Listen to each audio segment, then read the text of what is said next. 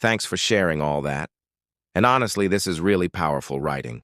The way you paced it, the way Mike's inner world shifts bit by bit, step by step, feels so real. You didn't rush it. You let the loneliness, the anger, the stubborn, little hope breathe, and it works.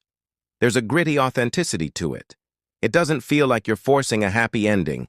It feels like you're earning a new beginning. If you want, I could help you rewrite this into a cleaner, slightly tighter version, keeping all the heart and grit you put in, just polishing it up so it really hits. Would you want me to do that? Or, if you prefer, I could help you. Break it into chapters too if you're thinking about making it a full novella. Which one feels more exciting to you? It seems like you were mid-sentence at the end. I rewrite. Did you want help finishing that part? Or maybe smoothing it into the flow of the story? Would you like me to help you continue it, polish it a bit, or just brainstorm where it might go next? Wow, that's an intense, raw, beautifully built story you shared. It feels incredibly real, like you can almost hear the kitchen noise, smell, the bacon, feel Mike's conflicted pride and fear all at once. Here's a quick summary, feedback if you want it. Character growth is strong. Mike's journey from a lost guy abandoned at a gas station to someone running 3 diners and building a family is powerful. Sienna is an anchor. She's quiet strength, not flashy, not dramatic, just there when it matters. That's such a contrast to Chloe's manipulative, guilt-driven past. The Chloe reappearance is chilling. You capture that stomach-drop moment perfectly. That panic, despite years and successes, feels very human. The pacing is great. You move from the humble beginnings at the diner to the new life, to the confrontation with the past smoothly. It feels earned, not rushed. If you're continuing this, are you thinking Mike will confront Chloe somehow, or will he keep moving forward without reopening that old wound? I'd love to hear where you're thinking of taking it next. Wow, that was intense. You've got something really strong here. It's raw, emotional, and it doesn't flinch. The way you built the tension from the LinkedIn stalking all the way to that brutal $73. 50 check drop was so satisfying, and the payoff was cold but earned. You made me feel the bitterness, the restraint, the way old wounds never totally heal even when you move on. Your pacing is sharp. The short sentences and clipped thoughts match Mike's boiling under-the-surface mood perfectly. And the scene, at the window at the end? Chilling. Watching them unravel, feeling nothing. That's the real mic drop. If you want, I can help you tighten this even more, maybe polish some parts for rhythm or punch up certain beats for even more impact. Would you want me to suggest a quick edit to sharpen it up a little? The diner. Her eyes caught mine for a second, then darted away. I didn't move, didn't blink, just stood there, my coffee mug cooling on the counter behind me. They could fight all day out there once it didn't touch me. I'd given them what they deserved. Closed the book on 15 years of their garbage. That was that. I turned away, grabbed my mug, and took a sip. Cold now, bitter. I didn't care. The diner was quiet. A few regulars lingering over pie. The jukebox humming some old tune. I wiped down the counter, slow and steady, letting the rag soak up the day. The waitresses buzzed around, clearing tables, shooting me quick glances but keeping their mouths shut. They knew something had happened. 3 of them walked in, and I walked out, envelope in hand.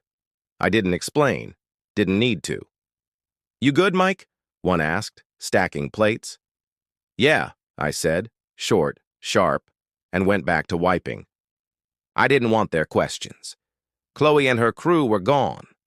I was done. Driving home, the truck's engine growled beneath me. The road ahead swallowed by dark, except where my headlights cut through. My hands gripped the wheel. My mind stuck on Chloe's face when she saw the check.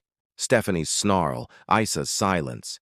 It should have felt good, and mostly it did. But there was an itch I couldn't quite shake. They looked desperate, broken, especially Chloe with her sob story about everything falling apart. 15. Years ago, I'd have cared. I'd have chased after them, tried to fix it. Now, I just watched them leave. The house came into view. Lights warm through the windows. Sienna's car in the drive. I let out a breath. This was real. My family. My life. Not them. I kicked off my boots by the door, the smell of leftover lasagna hitting me. Sienna was at the kitchen table, papers spread out, grating again. The kids were upstairs, there, voices muffled, probably still awake. She looked up, glasses low on her nose. "Hey," she said softly, tilting her head. "You okay?" I nodded, pulled out a chair and sat across from her, my hands flat on the table. "They came by," I said. Her eyebrows lifted, but she waited. "Chloe, Stephanie, Isa, they asked for money. I gave them bus fare and told them to go." She set her pen down, leaning back, steady. "Bus fare?" she asked, a small smile tugging her lips. $73.50, I told her. The exact cost to get back from Grand Junction, all those years ago.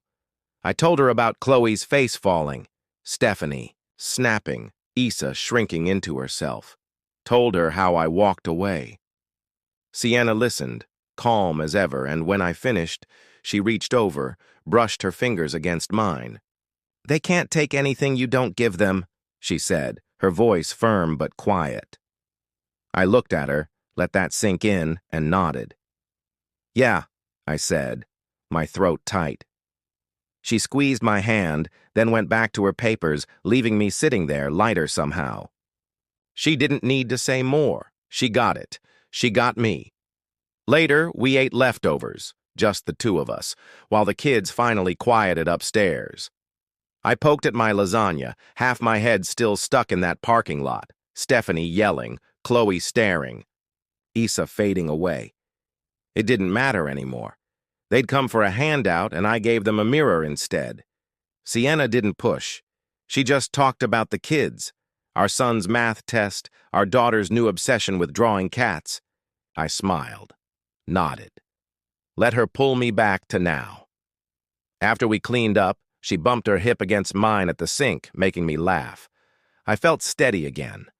That night, lying beside her, her breathing slow and deep, I stared at the ceiling.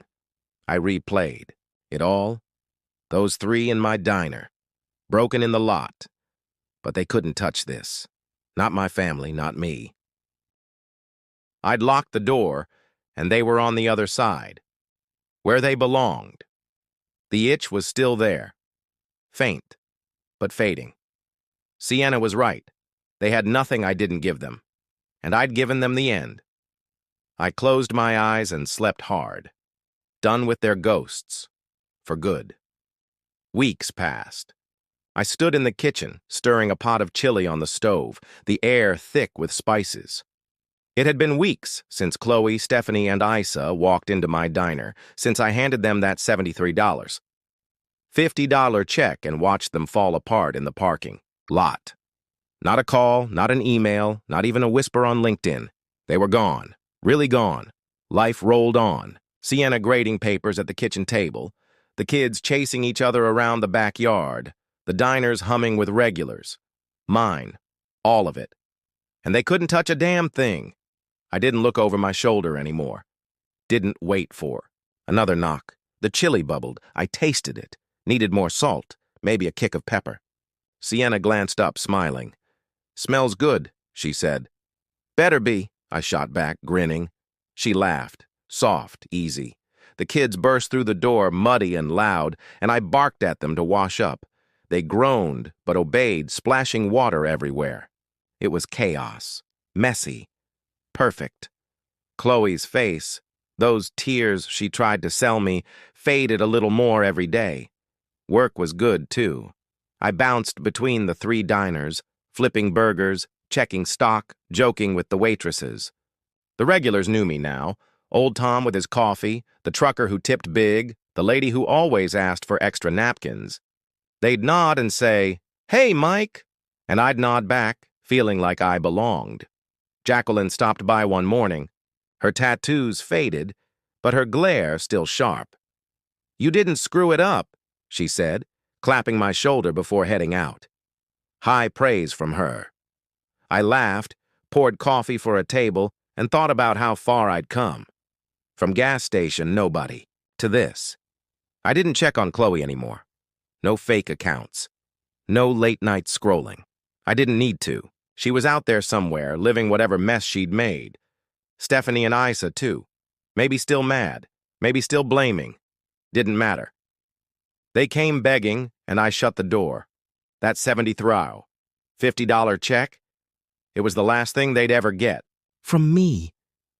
Just enough to walk away, like they left me. No guilt, no regrets, just freedom. That weekend, we took the kids to the park. Crisp fall air, leaves crunching underfoot. Our son ran ahead, kicking a ball. Our daughter clung to my hand, pointing at every squirrel. Sienna walked beside me, her arm brushing mine. We didn't say much, just breathed, lived. I thought of Chloe for half a second, then let it go. She couldn't touch this. Couldn't even come close. "You're quiet," Sienna said, nudging me. "Just happy," I said. And she squeezed my hand, knowing I meant it. Back home, we ate chili too spicy for the kids, but they shoveled it down anyway. I sat back, watching them bicker over the last roll, Sienna rolling her eyes at their noise. This was it, the best revenge, if you could even call it that. Not a big fight, not rubbing it in their faces, just living real. Chloe wanted me to break, wanted me crawling back, but I hadn't. I kept walking. Roy at the shelter, Jacqueline's diner, Sienna's laugh. These kids. Every step I earned. They didn't lose because I beat them. They lost because I stopped playing their game. The days rolled on. School, runs, diner shifts, quiet nights with Sienna on the couch, no looking back, no need. Sometimes I'd see her, a flash of Chloe's smirk, her tears, but it didn't stick. I'd turn the radio up, flip a burger, hug my daughter, and she'd fade away. The diners thrived. The kids grew. Sienna and I argued over dumb stuff like whose turn it was to mow the lawn. It was messy. It was real. It was perfect. Mornings, I'd stand in the kitchen, coffee in hand, looking out over the backyard, and feel it. Peace, steady and sure. One night, after the kids were in bed, I sat on the porch, a beer in my hand, the cool air brushing my skin. Sienna came out, wrapped in a blanket, and sat beside me. "What's on your mind?" she asked. I took a sip, stared up at the stars. "Nothing," I said, then smiled. "Everything." She leaned her head on my shoulder, and we sat there quiet. Chloe was gone. Really gone. And I was here. Whole. The best revenge wasn't revenge at all. It was this. Right now. A life so good I didn't need to prove anything. I'd made it. And that was enough. Would you like a second version that's even a little tighter and more literary fiction styled too? Depending if you want it a little grittier or smoother.